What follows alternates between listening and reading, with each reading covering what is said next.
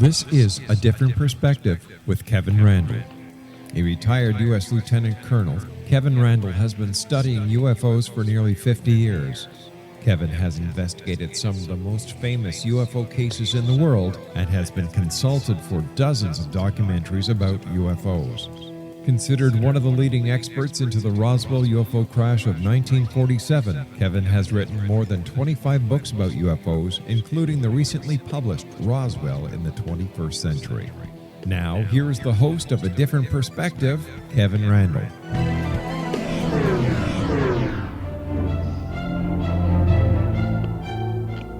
And we are back after a brief hiatus with another special report of A Different Perspective. And truly, I am the host, Kevin Randle. For those of you who have been paying attention to my blog, which allows me to say, it's at www.kevinrandle.blogspot.com, you'll notice I do a lot of UFO stuff, but I also deal with some of the treasure hunting programs and the searches for gold, like the Curse of Oak Island. And I've been following Treasure Quest, Snake Island, during its inception. One of the people on that was Captain Keith Cappy Plaskett, and I've managed to make contact with him. So we'll be chatting with him about his experiences with that program and where things have gone and where they may be going, and from what he knows. I will tell you that he has a long and illustrious career in the armed forces, having served in many wars, including Vietnam and Iraq. He joined the military right out of school and took on some of the most dangerous assignments, including disposing of mines and bombs, paratrooping, and diving as a Navy frogman. He later became a sea captain and served on missions to protect several U.S. presidents. More recently, Captain Keith taught classes on terrorism and bomb dismantling. Besides his military background, Captain Keith also has a great deal of experience with underwater excavations and archaeology. He currently lives and works in Peru, though I understand he's now visiting in Florida. I just throw that in for some reason. But he lives and works in Peru, finding and documenting underwater shipwrecks and such things. He is also collaborating with the Peruvian government to develop an underwater archaeology program to help preserve their archaeological heritage. And since his credentials have been questioned on many occasions, and I've seen some of that stuff online, I will let you know I have seen and have a copy of his DD Form 214, which gives me his military background, so I know exactly what it is, and I have seen nothing in his statements that he has made about that are untrue. I've also have various copies of his master certificates that shows he is capable of captaining various sizes of boats and ships and that sort of thing on many oceans and many lands. I have found nothing to suggest that he has intentionally misrepresented his record. Captain Keith, welcome to A Different Perspective. Hey, Kevin. Thank you for having me on. I've been interested in Treasure Quest, Snake Island, since I first blundered into it by mistake and found it interesting. Found some of the stuff that they were doing interesting. How did you get involved with that program? You know, I was actually probably one of the only or the only active, undersea explorer, in with the rest of the cast on there. And so I was living in Peru, and let me set the record straight on this part. I'm actually over in Brazil right now. I've been in Brazil for almost 3 years. But I'm getting ready to go back to Peru in about 10 days. I've got a project there, an undersea project that I'm getting ready to go work on. But how I got involved was at that time when Discovery Channel was putting this together. Apparently, the production company that was working with them or for them, I'm not sure, had sent out a flyer from L.A. Their offices in L.A. seeking treasure hunters. Anybody that wants to make a treasure hunting show, I guess. And so, of course, I never seen any of any of those brochures or any of that information. Somehow they got a hold of me, and I'm not really sure how they did. But I was on my way out the door. I checked my email for the last time when I was up in northern Peru, and I have my grandsons. I got 5 grandsons. One of them actually is on Pittsburgh Pirate baseball team. Just got drafted college drafted this few months ago, actually.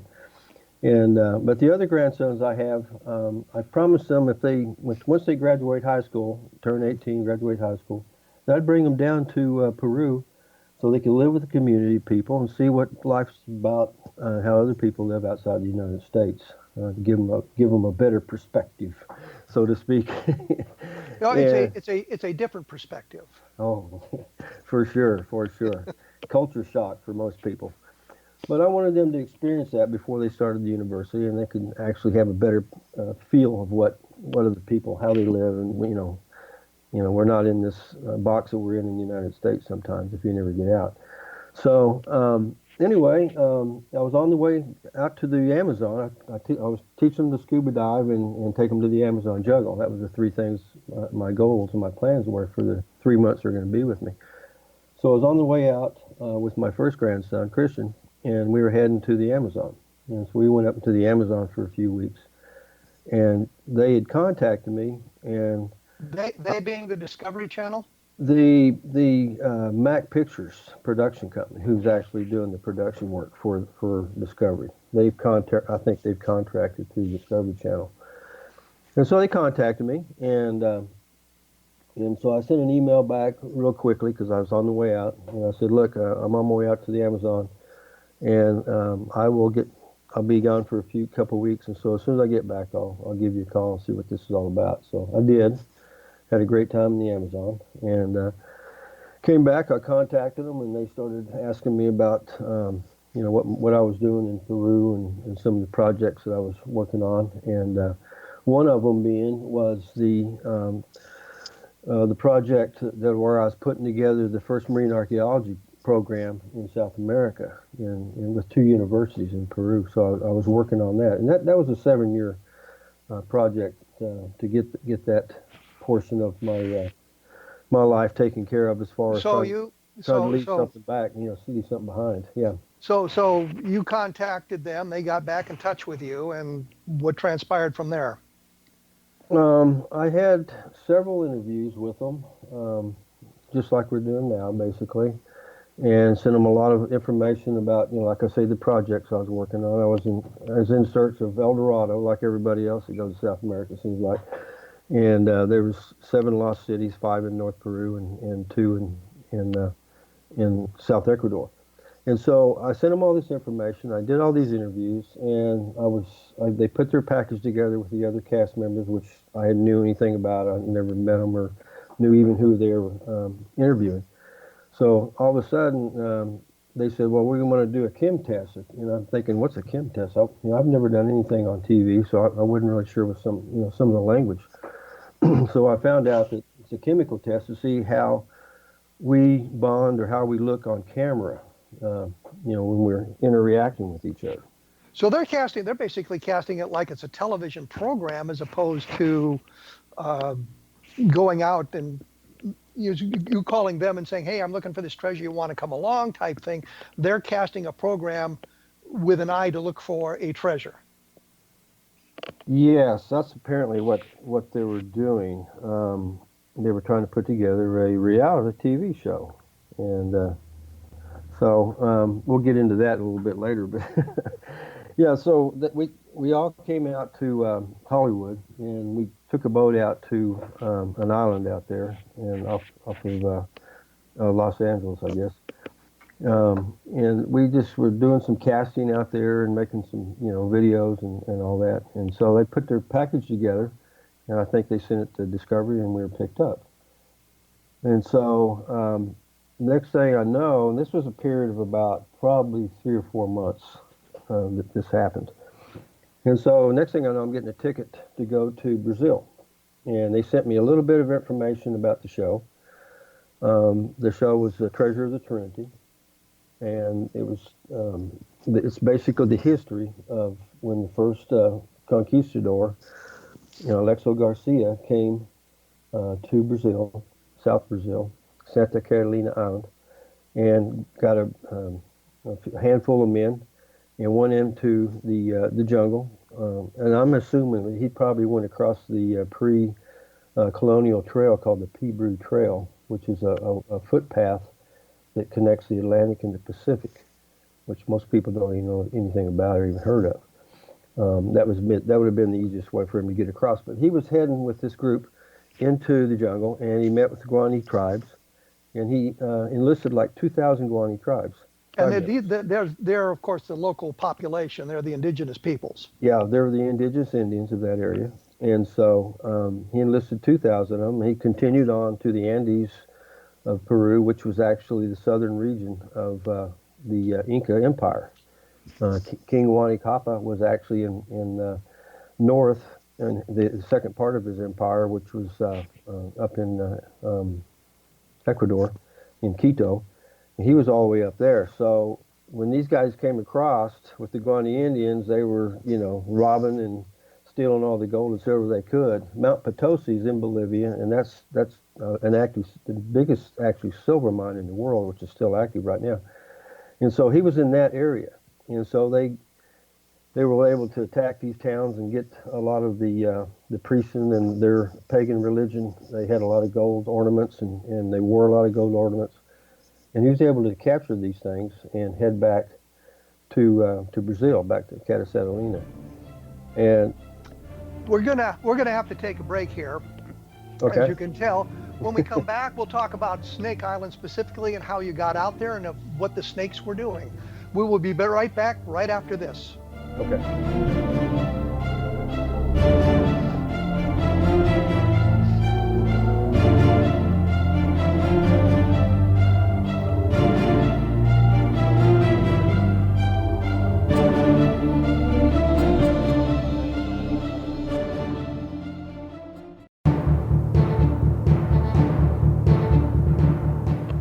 I am joined by Captain Keith Plaskett, who is Cappy from Treasure Quest Snake Island. And when we left, we were talking about the conquistadors and a bunch of people stealing gold and silver from the Inca. We're going to move it back to Brazil now and Snake Island. So Discovery is putting together this program. You're involved in it. You're in Brazil. And the big thing about this is Snake Island, where the golden lance, which is a pit viper, I believe, one of the deadliest snakes in the world, have taken over this island, and supposedly the treasure is hidden on this island. So you're in Brazil. Did you know you were going to end up on Snake Island, and how did you get out there? Well, no, we didn't really know anything about what was happening. Once I first got there to Brazil, we flew into Sao Paulo, and then we went to an island called Ilhabela. And that's where the treasure was taken eventually by Cavendish when he robbed it from the monastery in the city on the coast there. Name escapes me real quick, but so anyway, the island is 20 miles off this coastal city, and so one of the monks had followed, I guess, the trail and captured that treasure, brought it back, and when they were kicked out by the king of Portugal. Because they'd made all these Jesuit missions and they were protecting all the indigenous Indians, and they were actually growing more sugar cane than the local owners, and the local owners wanted that land and they wanted those workers. So the Jesuits were kicked out. And so what we believe the story happened was they took that treasure that they brought back from the Incas that they'd captured and planted it on Snake Island, because it would have been, basically nobody could have got on the island without getting, killed, eaten, or whatever by these snakes. And so that was, we believe they were going to come back years later and get the, get the treasure. And they buried other treasure in other places, some of this treasure in other places around the missions that they had. And so you're there in Brazil now with these people that you basically just met. Correct. You've bonded sort of bit. You're on a boat 20 miles off the coast of Brazil. And now you're going to be going on to Snake Island to see to find the treasure. Yeah, that's correct. And the name of the city where the monastery was is I forgot it again. Well, anyway, we were on the boat on the island, and one of the crews was split up into two crews and went on the island. Part of the crew went there, and the other crew, part with me on the boat, stayed on the boat. And so we were doing double crew shots basically. And this island was, it was totally infested with snakes. They ended up getting me on the island eventually. I hate snakes. And Santos was the name of that city. I couldn't remember off the island, off the coast there. But I got on the island, and this was no kidding. These snakes were everywhere, and there was a very small trail that we had to go to transverse the island up to the lighthouse, and then to the other end of the island. And so this trail, in some places, was very slick when we were, heading in the elevated situation.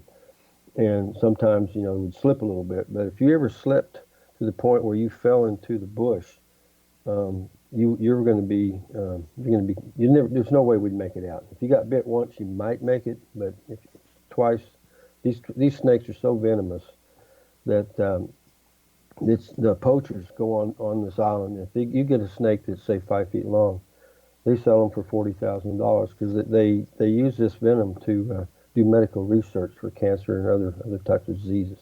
Well, how big is the crew traipsing around the island? There's you and the people who are supposedly exploring for the treasure, but you've got cameramen and soundmen and a doctor and all of this sort of thing.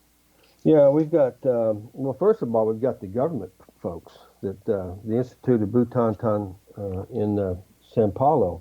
We had these snake folks, and we had two doctors, one that stayed closer on land to the evacuation place, and one of the doctors was with us, a specialized snake doctor. And so we had venom in both places. You mean anti-venom? Anti-venom. I mean anti-venom, excuse me, anti-venom. And so we were carrying this, and we had the doctors, we had our cast, 5 people, we had 2 cameramen, and we had a sound man, and we had that was it basically on the island. They didn't really like. They said this is the most people that's ever been on the island at one time. That they've taken on the island, and so because how much time did you actually spend on the island looking for the treasure?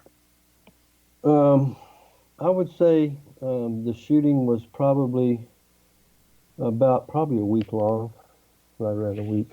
But you weren't staying on the island that whole week. I wasn't. I stayed on the boat. But no, we would transverse back and forth from the island to the boat. I think the other crew that was on the island stayed on the island one night because they were doing night scenes on the island with the golden lance head. So you're saying they were doing night scenes? I mean, they were filming stuff to cut into it, like you were on the island all night?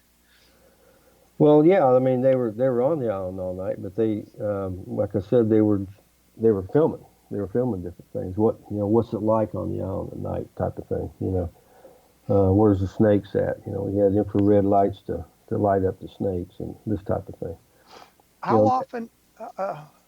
Well, I was going to say, how much treasure hunting did you actually do during that week you were there?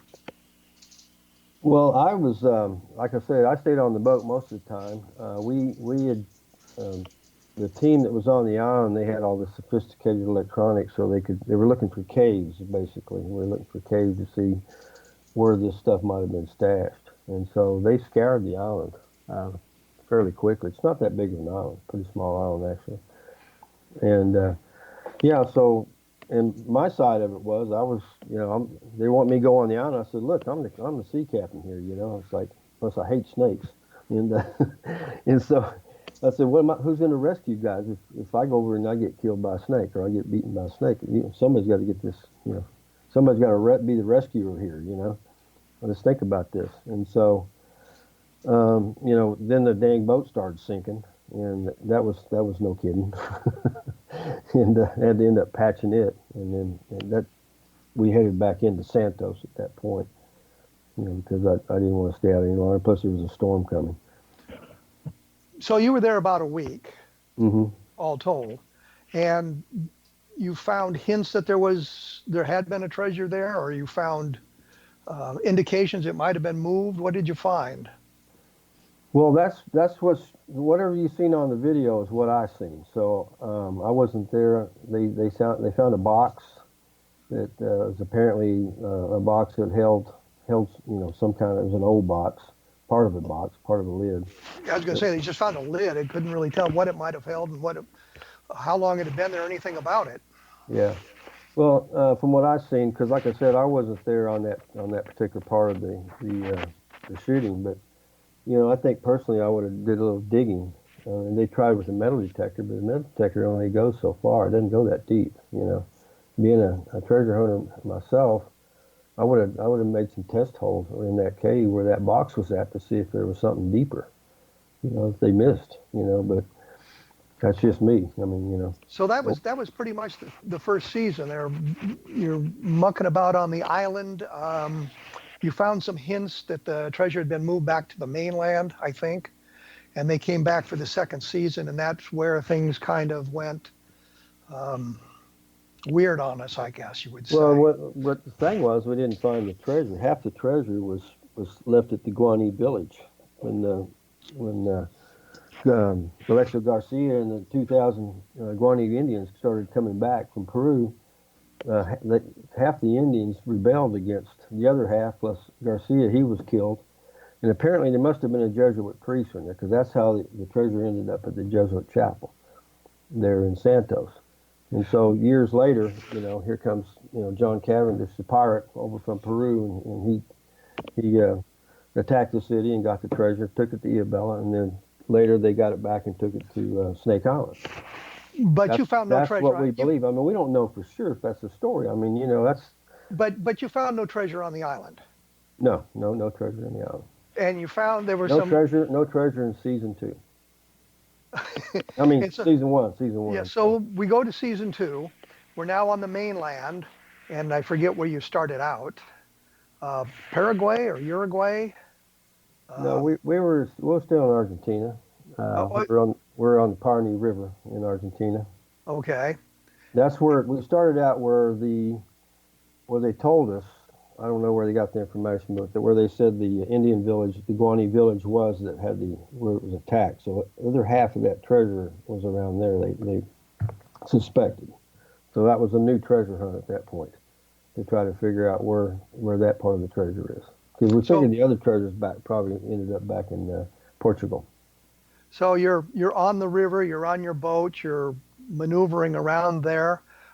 You end up in a town where they've talking to somebody who has a silver bar that he got from somewhere, and he claims it is part of his treasure. And that they met with him, and I don't know where you were at that point. But I know where I am at this point, which is I'm going to have to take another break here. When we come back, we'll talk about the second season of Treasure Quest Snake Island and get a little bit deeper into that. I've got a lot of stuff on the blog at www.kevinrandle.blogspot.com that you can take a look at my interpretations of this over the week or the months that it took place. Website is www.CaptainKeithPlaskett, that's all one word, .com if you want to take a look at that.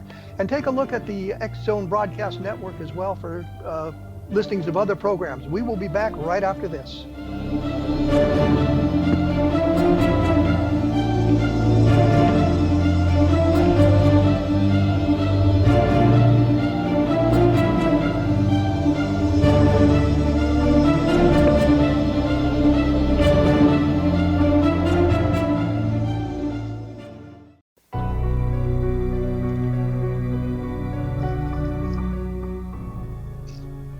I am here with Captain Keith Plaskett, he of Treasure Quest Snake Island.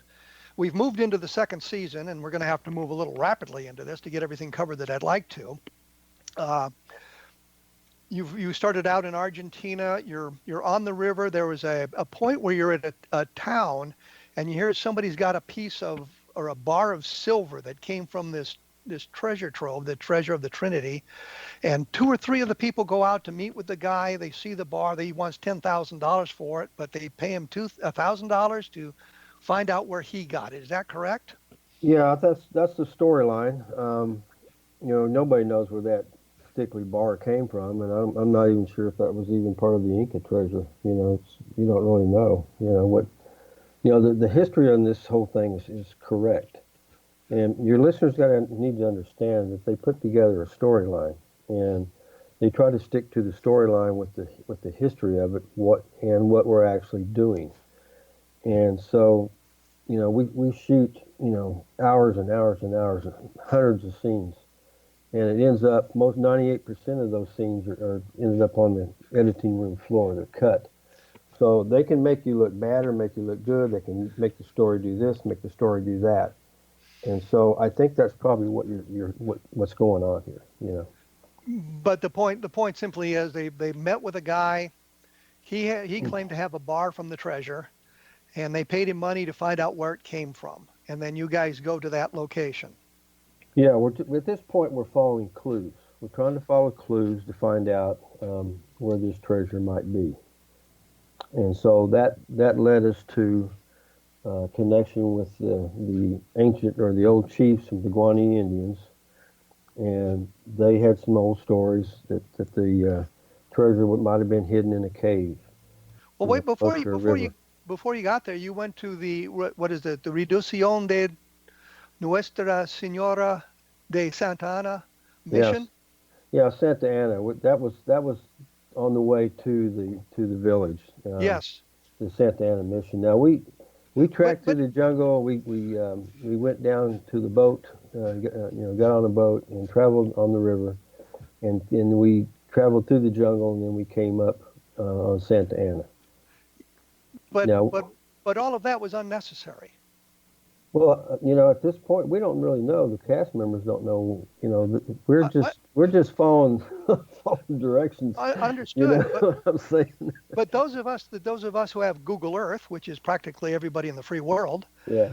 were able to plug in the name of the mission, and we see it's a tourist attraction, and there's a paved highway that goes right by it, and there's a town not far away, and I put this on the blog at kevinrandle.blogspot.com, that there was it a Sheraton Resort Hotel there that you could stay in for $300 a night.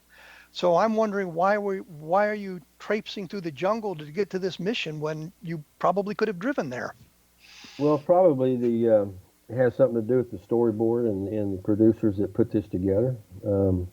I mean, hindsight, of course, we see all that, but at the time, and we're actually looking for clues. We're thinking we got something going on here, and we're on the trail. We're on the trail of something. Silver bar, maybe that part of the treasure. I don't know. But when you get to the mission, isn't it kind of a dead giveaway that this is a tourist attraction? No, actually, when we got to the mission, we came out of the jungle and we come into this open field, and of course, the lawn was cut, I guess, and so there wasn't any tourists around, and we didn't see anybody else. But we went into the ruins and started doing some metal detecting. And on the one side of the ruins is a ancient colonial era graveyard that the grave robbers had been in there, some years back, and had broke into the crypts and broke into the coffins, and the coffins were laying around open. The stench was pretty strong still from the dead and stuff. But yeah, we shot in there, and then we trekked back out, and that was that scene as far as we know. We weren't staying in the Sheraton Hotel, no, I'll say that. But the point simply is the Sheraton Hotel is close by, Yeah. it's not the program gave the impression that you guys had to trek through jungle for hours and hours and hours to get to this place, as if it was some very remote area, and it's not remote at all. And I think that's one of the problems that I know some of the people that I'm in contact with had with the program. Once we were able to locate the mission and see that sort of thing, we began to wonder about the reality of the whole program. Well, maybe Discovery needs to rename this show, not reality, this type of situation, not reality TV, but entertainment TV. That would be my take. Oh, absolutely. So that you found no treasure around the mission, of course, and you go off to meet with the local indigenous people. Correct. And they did they provide any clues for you? Yeah, we went to this little village, and there, obviously there's roads and stuff that go into it, so they're connected to civilization of some type. Yeah, I think the Modern guy wearing the civilization. I think the guy wearing the old Navy T-shirt was kind of a giveaway that they are connected to civilization.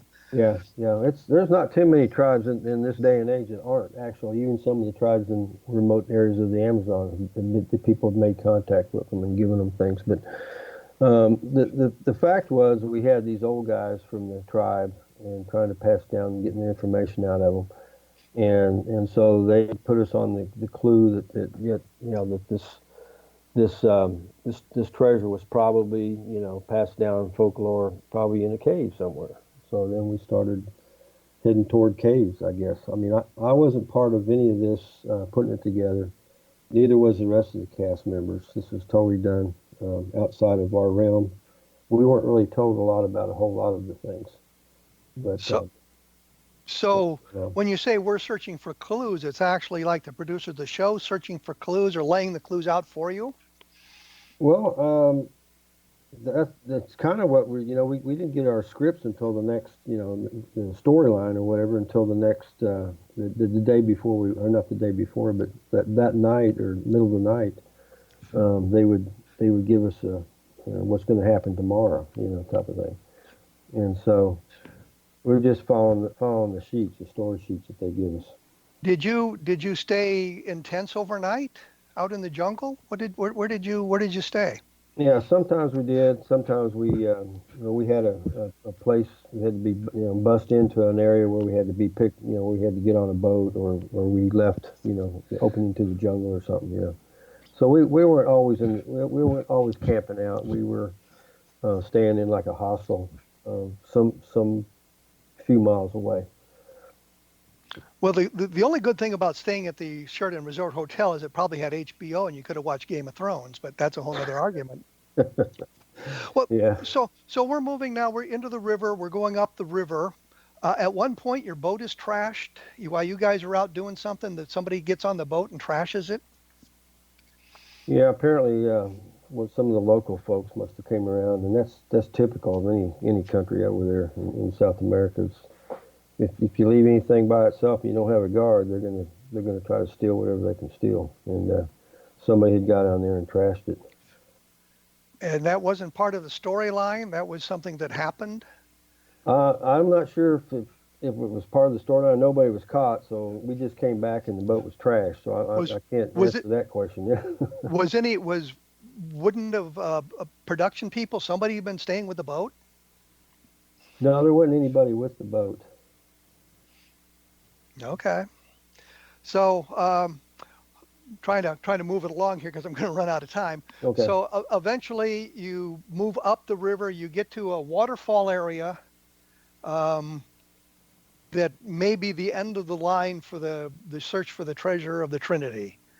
Um, you find some clues there on a big rock, and there's diving going on, trying to find out what's going on. So you're all in that area. In fact, one of the guys loses his backpack filled with all the notes at one point, correct? Yeah, they had a notebook of the team leader in his backpack, and when he fell in the water, the currents there, it was right next to a waterfall, so it was pushing him down, and he was able to get back to swim somewhat, get back to shore. I think Megan had got a hold of a stick and was able to stick out and pull him back in. But yeah, we were following clues. We found this big rock with some markings on it, and those markings were pointing us to the rock we pulled out of the huge rock that was sitting on it, or in a little crevice, wasn't indicative of that area. And so apparently it came out of this one area where they have these type of round rocks with this coloring. And it was in the river. It was in a river. So that was the next clue that led us to go to this other area of the river.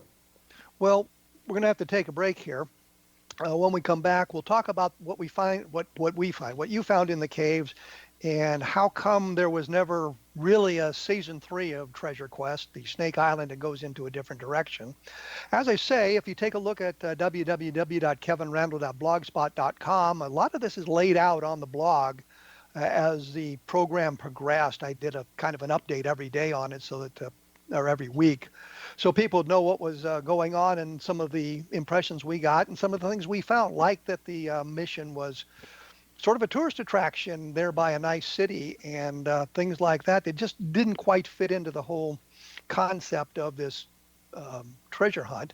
The website you might want to look at is www.captainkeithplaskett, that's PLASKETT.com. For more information about him, we will be back right after this.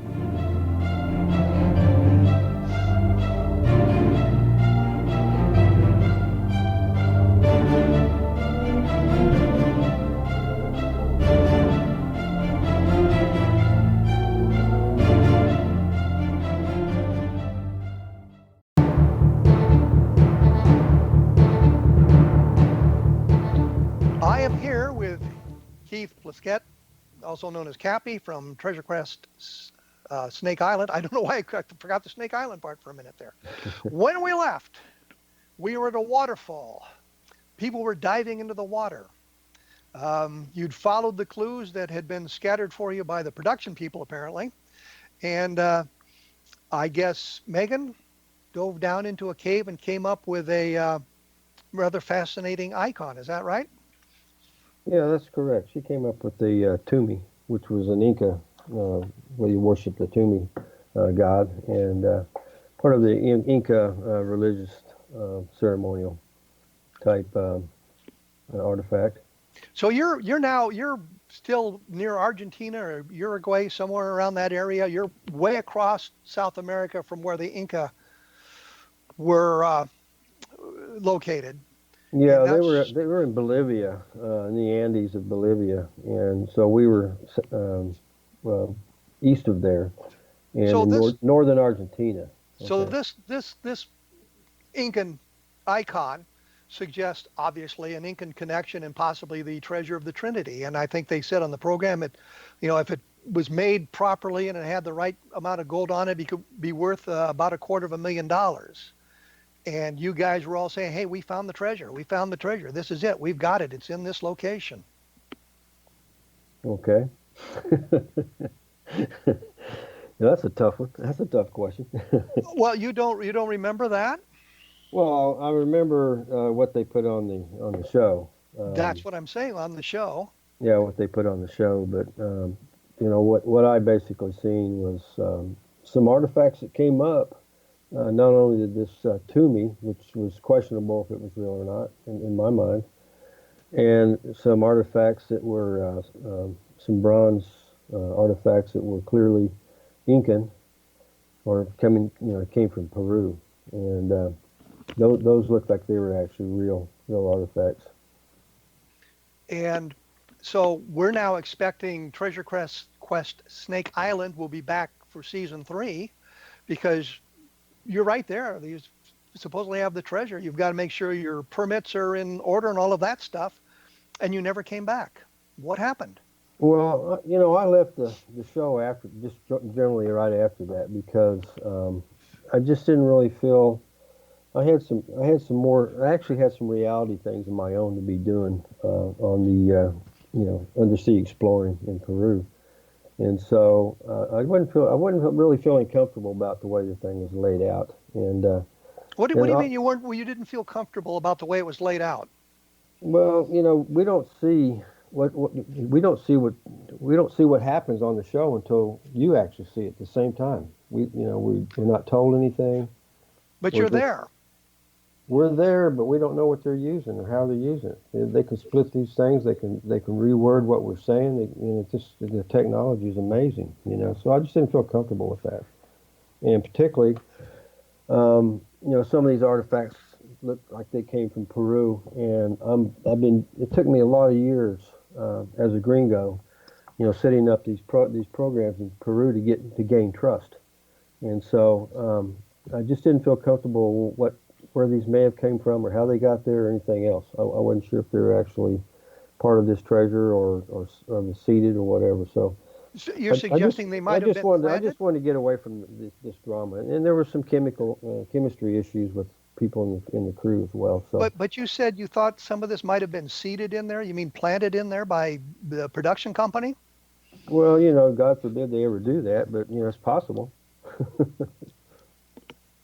Well, you've got an expertise in the area. I mean, you taught in the area. I've seen the credentials that show that you're well versed in this sort of thing. What was your reaction when you saw these things? What did you think? Well, my forte is in marine archaeology, and I've been doing all the research along the coast, the history of when Pizarro came and the shipwrecks of the Spanish galleons. That's where my forte is, not really terrestrial archaeology. And this is in the realms of terrestrial, but I have seen, because I go to a lot of the museums and we try to find out things we find on shipwrecks of what they are, and I recognize some of these items as being Peruvian. I mean, they were llamas, and there's no llamas in Argentina. Well, yes, but you but know you've got this Incan sun god that they were talking about being worth $250,000. It looks like you found the treasure at the end of the program, and it never comes back. Now you're saying there were some issues with the chemistry of the team.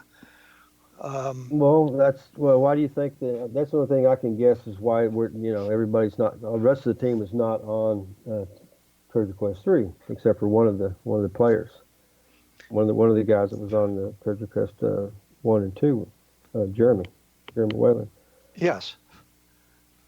And well, were you fired, or did they just let you know we're not doing another season? How did you or did you just sort of quit? No, they hadn't told us anything for some time after we actually seen season 2. And I'm a sea captain. I've got projects, but the contracts that we sign is like they have first rights to us, so we can't really go do anything, get anything long term going, unless we quit, unless we get out of the contract. So that's basically what I did. I was like, I don't get time for this, and so I decided to I wrote them and told them, look, I want to be released from my contract, and that was before I found out that that they had made changes on the program. What? And so that's where I'm at. I'm actually doing the real thing. The rest of these folks I don't know what they're doing right now. Well, I keep coming back to the Incan sun god that they found, and worth supposedly an awful lot of money. Do you know what happened to that artifact? No, I have no idea if it's even real or what. I have my suspicions is it probably wasn't, but we're not privy to any of this stuff. We're just meat on the string. Go here, do that, and we weren't given lines to talk or to say. We would just put in situations and we acted or felt. Personally, if I was in that situation, this is what I'd say. This is what I do. And so that's where I was at on this. Well, let's. I don't know anything about what happened. I didn't even hear about the price tag on this until you'd mentioned it. I mean, I don't know where this price tag came from. Was it on the show? Did Yes. they say it on the show? Yeah, absolutely. You think I made that up? No. No. Well, I wanted to talk about the episode that really got under my skin, which was the one where you had the flashback to Vietnam, and I don't have time to get into that fairly. Yeah. I will say, as a Vietnam veteran, I've never had a flashback like that, which is not to say yours wasn't real, but I have had moments of anxiety, and it may be triggered by a old rock and roll song on the radio or something like that, I've got to punch the button and get away from that right away. So I understand that sort of thing. I think that what annoyed me about that was the cheesy announcement at the end about the veterans. I thought that was very exploitative of the whole thing. You had said that a cameraman held you back while the rest of the team went off. Yeah, he had acted like he'd hurt himself, and there was a lot of stuff going on at the same time. Several people around, but they had let off, and he said, "Oh, I I need some help. And so, because he was like the last guy, you know, and so I usually trail back on the last person of the cast members when we're going down the trail because I want to see what's going on, and I don't want to have any surprises. So anyway, he got hurt. Said he got hurt, and something was in his, you know, he thought he cut his foot or something in his boot. So I'm thinking, oh God, man, what's going on here? So the chemistry, the all the drama going on behind the scenes, which I'm not going to go into. Basically, I was pretty stressed out at that point. And let me say one thing, that it wasn't just the PTSD from Vietnam. Is the most recent in my older age was in Iraq, and so I had double dose of this. You know, so you can't really equate it to just to one war. So I took his boot off, and it was like, you know, he was like yelling. It was like, oh man, it's like this hurts so bad and everything. And so and then we stopped. You know, he said, okay, I'm just kidding. I'm just joking. I'm thinking, what the hell's going on here? You know. He says, look, just wanted to hold you back. We're going to try to do a scene to see how far they go before they realize you're missing. You know. Okay. I got to stop you there, and I hesitate to do it because it's great, but I've just run out of time. Okay. Right. I thank you for taking time to chat with us before you head back to South America. I love the insights you've given us to Treasure Quest, Snake Island, and how things developed and how the program was put together and that sort of thing.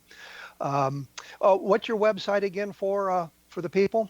It's www.captain, CAPTAIN, Keith, KEITH, Plaskett, PLASKETT.com, CaptainKeithPlaskett.com. Okay. Thank you very much, Keith. Appreciate your time, and please stay in touch. Thanks, Kevin. Thanks. We'll chat with you later. Okay. Thank you. For those of you who'd like more information about this, I'll have something up on my blog here in the next couple of days at www.kevinrandle.blogspot.com. If you wish to get back into the UFO field, which we will do, hopefully in the next week or so, I hope to have David O'Leary on the program to talk about the Project Blue Book on History Channel and the controversy about how that program is put together. So we'll be talking about that. I have some stuff about that on the blog as well for the UFOs. Take a look at Roswell in the 21st century, because I would appreciate that. And the latest is Encounters in the Desert, which deals with the Lonnie Zamora sighting, which we talked about on the program a number of times with Ben Moss and Tony Angiola and some of those people. You can get a good look at that. I will be back with another special edition of a different perspective just as soon as I can get it put together. Thank you all, and good night.